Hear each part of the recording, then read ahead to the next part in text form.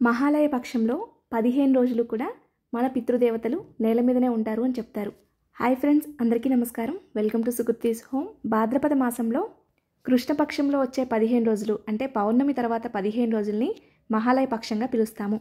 అయితే ఈ మహాలయ పక్షంలో ఎటువంటి పనులు చేయాలి, ఏమి చేస్తే మన పితృదేవతలు తృప్తి చెందుతారు, ఇవన్నీ కూడా ఈ వీడియోలో తెలుపబోతున్నాను. మహాలయ పక్షంలో ఒక్క రోజైనా బ్రాహ్మణులకు స్వయంపాక దానం ఇవ్వాలి. అయితే మోదుగాకులో పెట్టి ఇవ్వాలి.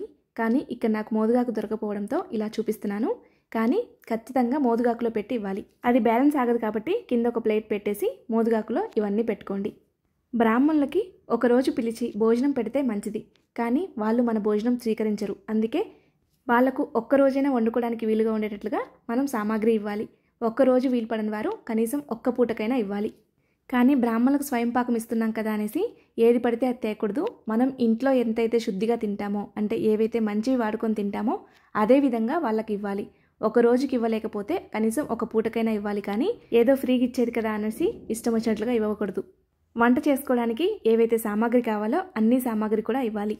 మనం ప్రతి సంవత్సరం కూడా వాళ్ళు చనిపోయిన తిథిలో శ్రాద్ధకర్మలు చేస్తూ ఉంటాము. కానీ మహాలయ పక్షంలో చేస్తే కూడా చాలా మంచిది అనేసి ఈ 15 రోజుల్లో కూడా చాలామంది చేస్తూ ఉంటారు. అలాగే నదీ స్నానం చేయటం, తర్పణాలు వదలటం, పేదవాళ్లకు అన్నదానం చేయటం, వస్త్రదానం చేయటం, ఇలా మన వీలును బట్టి ఏది చేసినా సరే వాటికి మన పితృదేవతలు తృప్తి చెందుతారు. ఈరోజైతే మేము బ్రాహ్మణులకు స్వయంపాక దానం ఎలా ఇస్తామో అది మాత్రమే చూపిస్తున్నాను. ఎవరి ఆచారాన్ని బట్టి, ఎవరి పద్ధతులను బట్టి కొన్ని మార్పులు చేర్పులు ఉండొచ్చు. మేము మొదటి నుండి ఇలాగే చేస్తాము. ఎవరైనా ఇప్పటి వరకు చేయలేదు, ఇలా చేయాలి అనుకుంటున్నారు అనుకుంటే ఖచ్చితంగా ఇది ఫాలో అవ్వండి. తృప్తిగా బ్రాహ్మణులకు స్వయంపాకం ఇవ్వండి. మహాలయ పక్షంలో ఎప్పుడైనా చేయొచ్చు. అంటే ఈ 15 రోజులు కూడా ఎప్పుడైనా చేయొచ్చు. లేదా ఈ 15 రోజుల్లో వాళ్ళు చనిపోయిన తిథి రోజు చేసుకోవచ్చు. అలాగే మనం ఇచ్చిన దానికి బ్రాహ్మణులు సంతోషపడాలి. ఎంత ఘనంగా ఇచ్చామనేది ముఖ్యం కాదు, ఎంత తృప్తిగా ఇచ్చామనేదే ముఖ్యము. బియ్యంలో సామాగ్రి పెట్టండి. అలాగే ఇంకొక ప్లేట్లో కూరగాయలు, పండ్లు పెట్టండి. పాలు, పెరుగు పెట్టండి. ఎందుకంటే కూరగాయలు, పండ్లు, పాలు, పెరుగు తడిగా ఉంటాయి. బియ్యంలో పెడితే బియ్యం పాడైపోతాయి. మనం ఎలాగో ఫ్రీగా ఇచ్చేదే కదా అనేసి ఇష్టం వచ్చినట్లుగా ఇవ్వద్దు. తోటకూర ఇస్తే చాలా మంచిది అని చెప్తారు. అందుకే తోటకూర కంపల్సరీ ఉండేలా చూసుకోండి. అలాగే కందగడ్డ ఇస్తే కూడా చాలా మంచిది. ఆలుగడ్డ, టమాటా లాంటివి ఇవ్వకూడదు. కూరగాయలు కనీసం ఒక 3 రకాలు ఉండేటట్లుగా చూసుకోండి. అలాగే పండ్లు కూడా 2 రకాలు కానీ 3 రకాలు కానీ ఉండేలా చూసుకోండి. అలాగే ఈ 15 రోజులు కూడా మనం వండుకున్న ఆహారాన్ని కొంచెంగా ప్లేట్లో పెట్టి పక్షులకు పెట్టండి. అలాగే నీళ్లు పెట్టండి. చక్కగా మన పెద్దవాళ్ళు పక్షుల రూపంలో వచ్చి తినేసి వెళ్తారు. మనం ఏదైనా కోరిక కోరుకుంటే మనం భగవంతునికి డైరెక్ట్గా చెప్పుకునే అవకాశం ఉండదు. కానీ మన పితృదేవతలకు చెప్పుకుంటే వాళ్ళు భగవంతులకి డైరెక్ట్గా చెప్తారంట. మా పిల్లలకి, మా మనవలకి, మనవరాలకి ఈ కోరిక ఉంది, తీర్చు స్వామి అని అక్కడ భగవంతుణ్ణి ప్రాధాయపడతారట. అందుకే పితృదేవతలకు చేసుకోవడం వల్ల చాలా మంచిది అని చెప్తారు.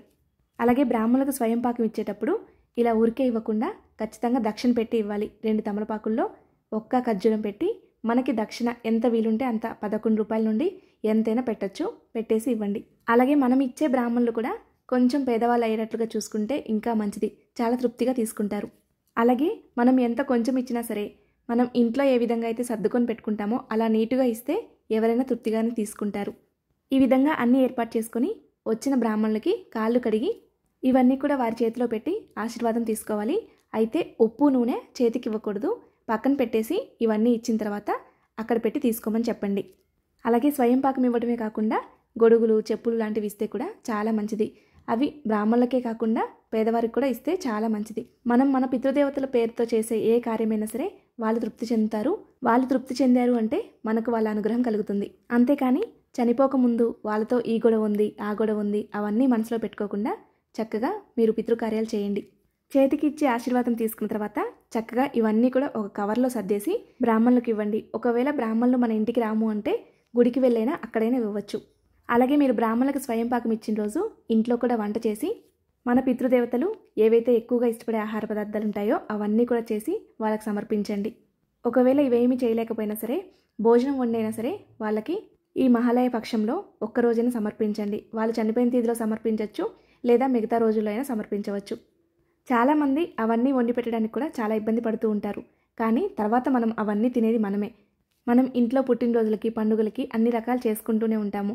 ఒక్కరోజు మహాలయ పక్షంలో వారి పేరు మీద వండి వాళ్ళకి సమర్పించండి. వారికి వడ్డించిన విస్తరిలో కొంచెం కొంచెంగా తీసి పక్షులకు పెట్టండి, లేదా విస్తరి మొత్తం కూడా పక్షులకు పెట్టచ్చు. మిగతాది ఇంట్లో వాళ్ళు తినచ్చు, బయట వాళ్ళు తినకూడదు. అలాగే చాలామంది ఆడపిల్లలు చేయొచ్చా అని అడుగుతున్నారండి. ఆడపిల్లలు శ్రాద్ధకర్మ చేయకూడదేమో కానీ వాళ్ళకి నచ్చినవి వండి పెట్టుకోవచ్చు. నేనైతే మా నాన్నగారికి వండి పెడుతూనే ఉంటాను. ఒకవేళ ఈ 15 రోజులు చేయలేకపోయినా చివరి రోజు మహాలయ అమావాస్య రోజు తప్పకుండా చేయండి. ఆ రోజైతే ఇంకా మంచిది. మనం ఈ పితృపక్షంలో ఎటువంటి పనులు చేసినా, అంటే దాన ధర్మాలు ఏవి చేసినా వాటి యొక్క పుణ్యం వారికి చెందుతుంది, మనకు అనుగ్రహం కలుగుతుంది. నాకు ఒక గురువుగారు ఒక మాట చెప్పారండి. అది నిజమో అబద్ధమో తెలియదు కానీ, చనిపోయిన వారు స్వర్గానికి వెళ్ళలేక నరకానికి వెళ్ళలేక మధ్యలో ఉన్నట్లయితే, అంటే వాళ్ళ పాప పుణ్యాలు సమానంగా ఉన్నట్లయితే మనం చేసే ఇటువంటి పనుల వల్ల వాళ్ళ యొక్క పుణ్యం పెరిగి స్వర్గానికి వెళ్తారని చెప్పారు. అది ఎంతవరకు నిజమో తెలియదు కానీ వినడానికి మాత్రం చాలా మంచిగా అనిపించింది. అలా మనం చేసే పితృకార్యాలు ఏవైనా సరే మనకి పితృదేవతల అనుగ్రహం కోసం చేస్తాము. మనం ఇలా స్వయం పాకం ఇచ్చి ఆ రోజు వంట చేసి పెట్టాలి, వాళ్ళకి పితృకార్యం చేయాలి అనుకుంటే మాత్రం ఆ రోజు తలస్నానం చేయకుండా తల మీద నుండి నీళ్లు పోసుకోవాలి. అలాగే ఇంటి ముందు ముగ్గు వేయకూడదు. ఎందుకంటే వాటిని స్వీకరించడానికి పితృదేవతలు వస్తారు. అప్పుడు మనం ఇంటి ముందు ముగ్గు వేసాము అంటే లక్ష్మీదేవి కూడా వస్తుంది. అందుకే పితృకార్యాలు చేసేటప్పుడు ఎప్పుడైనా సరే ఇంటి ముందు ముగ్గు వేయకూడదు. అలాగే ఇంట్లో నిత్య దీపారాధన చేయకూడదు. ఇలా నీట్గా సిద్ధం చేసి బ్రాహ్మణులకు ఇవ్వండి.